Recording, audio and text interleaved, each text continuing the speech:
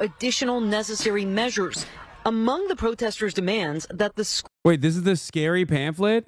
Students, faculty, and staff and workers at Columbia University and all people of conscience demand immediate reserve. Yeah, we've already read these demands yesterday. Ain't no...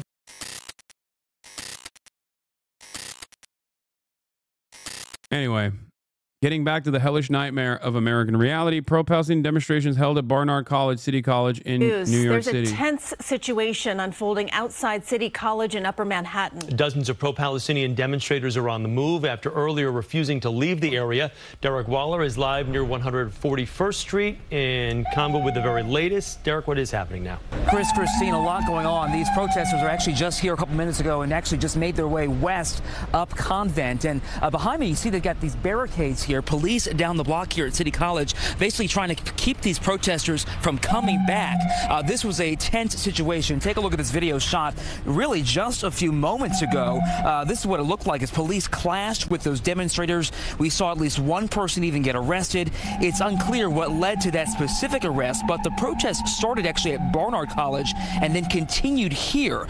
This pro-Palestinian group is upset with Barnard administrators who expelled two students, police sources say, distributed hateful flyers during a class about Israel. And so Barnard is refusing to bring those students back into classes. Now, I can tell you again right now, those protesters have moved west away from where we're standing, unsure where they were headed. But the situation here has remained largely peaceful, but it was incredibly tense for some time. Reporting live here by City College, Derek Waller, CBS News, New York.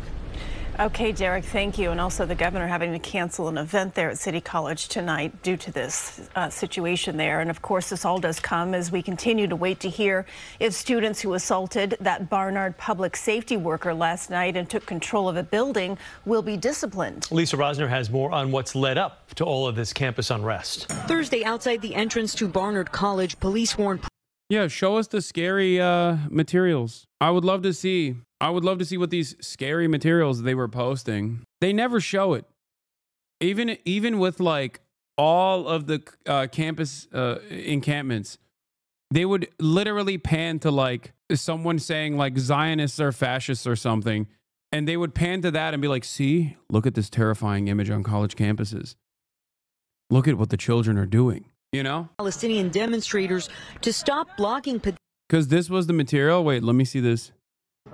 Any claims about Barnard College that they didn't promise student amnesty are a live video from the inside Millbank with faculty confirming amnesty for students.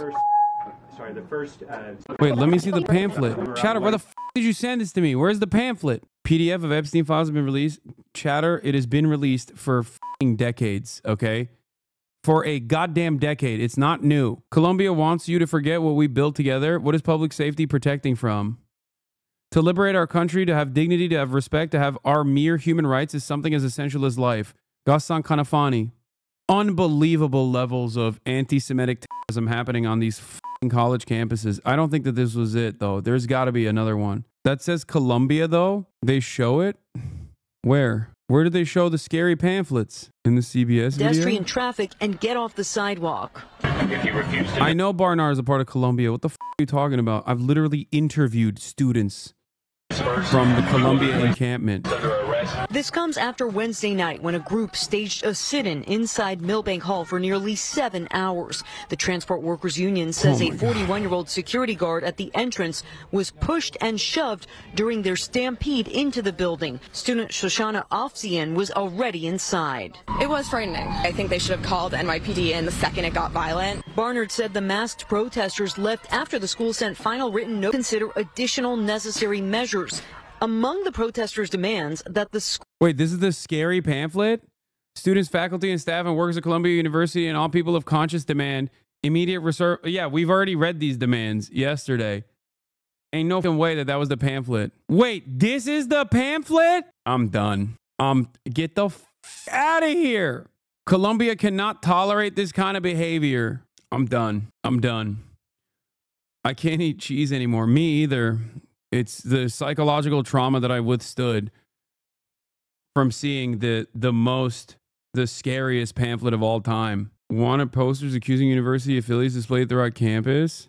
What is this? November 13th, 2024? No, this isn't what you're talking about. This is entirely separate. Chatter, this is literally campus times from Rochester, New York. Look what CBS shows at 2:37.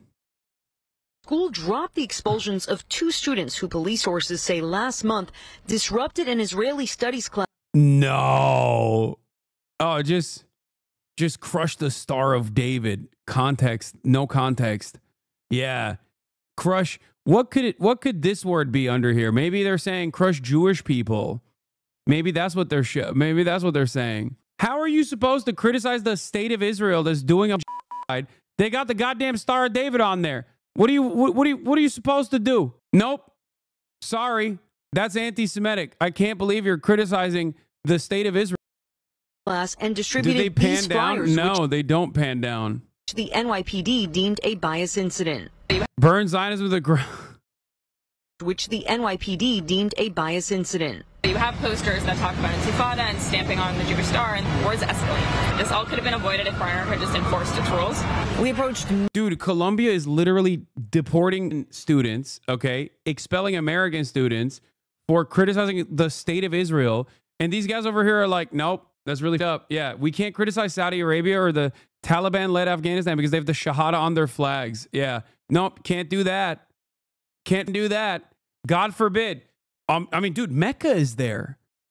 Excuse me. How dare you criticize Saudi Arabia? The holiest place on the planet for Muslims is in Saudi Arabia. Saudi Arabia is the singular most important place on the planet for Islam. How dare you? How dare you criticize Saudi Arabia? No, they should get more weapons. They should get nukes. We should give them nukes. If you say they shouldn't get nukes, you're Islamophobic. If it's a real poster, it's pretty dumb to add the Star of David. Israel's not a representative of Judaism. Yeah, it's the Israeli flag, chatter. What do you mean? What are you talking about? What do you think that means when it says crush Zionism? And it's the UN boot. You jest, but people are gonna unironically agree with that Saudi take. Yeah, in a couple years when they finish the charm offensive. Once Saudi Arabia finishes its charm offensive, that will unironically be the take. They'll be like, dude, this is Islamophobia. Excuse me. America is a Judeo-Islamic Christian nation. Only the Saudi style of Islam, though. Just kidding. That'll never happen. Come on. Anyway. Multiple student demonstrators, but none of them would talk on camera and told us to send an email. The students are protesting non-violently, and they're being viciously suppressed under the false excuse of anti-Semitism when opposing Israel is not anti-Semitism. The purpose of that sit-in was to demand the reinstatement of 2 expelled students who challenged the professor of that class who was promoting, the standpoint of Israel. A meeting between school administrators and some demonstrators was tentatively set for 1 p.m. Thursday, but there's no word yet. Yeah, to contextualize, it would be like if the flyers distributed saying crush Nazism and featured a swastika under a boot, and the news ran with the framing, anti-Hindu hate crime posters were distributed on a college campus. Yeah, like, it's so ridiculous. I think Mohammed El-Kurd has an interesting take on this. She said Jews because that's how they define themselves. Mistranslating this implies that stating the obvious is somehow problematic. It's not her fault that the self-proclaimed Jewish state is committing the crime, is not the language. Of course, the Telegraph is doing this in bad faith, hence making out jihad to be its own scary word and not simply a word that means struggle. But in Palestine and in Israeli discourse, that's how both people refer to themselves and each other. Arabs and Jews. And there's a lot to be said about the many ironies in such reductive language, e.g., some Israeli soldiers are Muslim, some Mizrahi Jews are Arab, etc. But pretending that it is somehow scandalous that a woman from the region would refer to things by their colloquial names is beyond absurd. It's willful misinterpretation. Khalas. Yeah. This is BBC removed references to the Jews and jihad in Gaza documentary. That's what they were saying. I don't want to look at Ethan Klein's family members and what they're saying on Twitter. I don't give a shit. He actually speaks to Amy Goodman about this and explains it very well. Check it out. Yeah, I mean, he wrote this article on Mondo Wise. Jewish settlers stole my house. It's not my fault that they're Jewish. That's what Mohammed El-Kurd wrote in September 26, 2023. Words we use dwarf the decades of violence enacted against us by the self-proclaimed Jewish state. A drone is one thing, but a trope is unacceptable. No more. Like the interpretation from the region and the actual anti-Israel sentiment And the language utilized when talking about Israel, referring to Israel as Jewish people in the region, directly comes from the fact that Israel says they're doing this for Judaism. Okay?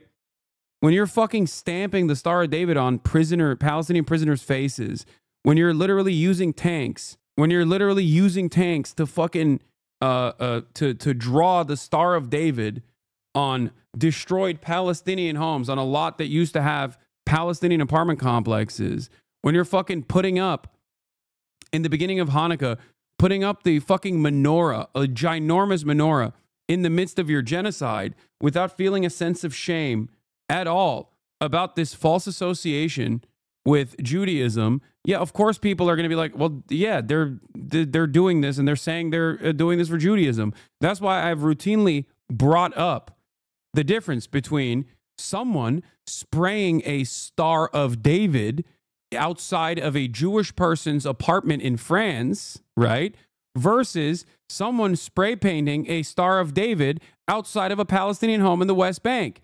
Spray painting a Star of David outside of a Jewish person's home in France is most likely an anti-Semitic hate crime. Spray painting a Star of David outside of a Palestinian's house in the West Bank means they're going to firebomb your house. That settler terrorists are going to come and firebomb your house. Okay? That's what that means. Context fucking matters.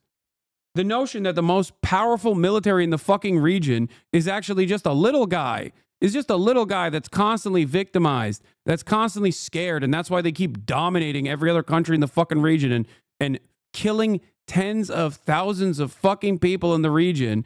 They're just a little guy, and everyone actually hates them because they're anti-Semitic. They learned anti-Semitism from reading Mein Kampf. Is fucking stupid. That's why I kept saying over and over again, whenever the Israeli president, for example, would come out with an annotated copy of Mein Kampf to be like, see, we have found this in the Hamas terror baby's bedroom. Okay? When they say shit like that, that's for the Western audience, because Westerners are dumb fucks who can't even contextualize the position that Israel occupies in the region. Okay? You think a Palestinian person needs to learn to hate Jewish people or the state of Israel, which represents itself as the representative of Judaism? That's why, famously, the assassinated a Palestinian academic who Refat al-Arar, who was killed alongside his fucking family after Barry Weiss put a hit out on him. Piece of shit Barry Weiss, who was literally defending people throwing up the Sig Heil recently on the Free Press, another fucking Peter Thiel funded institution. Okay? Refat al-Arar famously talked about how the first time he went to America was the first time he met a Jewish person that didn't fucking despise him. He didn't even know that there were anti-Zionist Jews. Okay? Because he grew up in fucking Palestine. He grew up in Gaza. But Americans living fat in their goddamn comfortable existence cannot comprehend this. They think, oh no, people are getting radicalized in Gaza in the same way that their dipshit fucking neighbor got radicalized because they did too much online forum browsing, okay? That's what they think. They're so stupid. And many Americans cannot conceptualize this. They just can't understand it. They think that like fucking people in Gaza are learning to be anti-Semitic because Israel falsely associates itself with Judaism and figures that belong to Judaism as is doing untold amounts of cruelty and fucking violence and you know, blowing up the schools or whatever. They're learning it at school.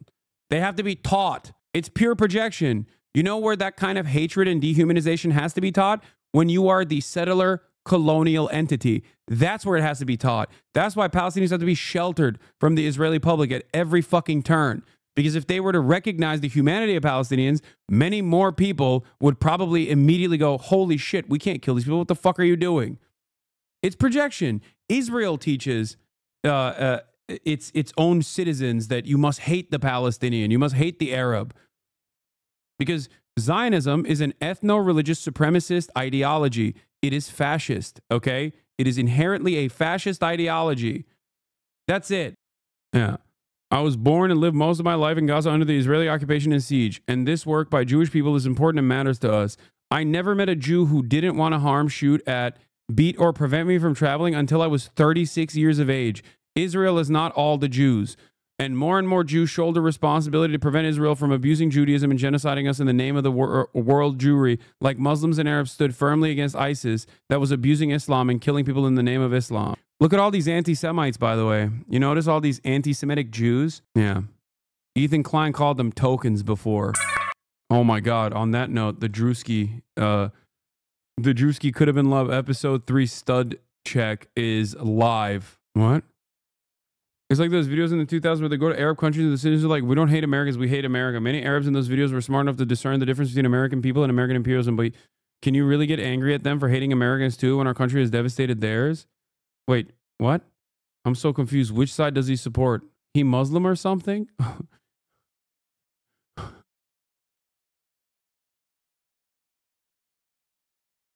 um.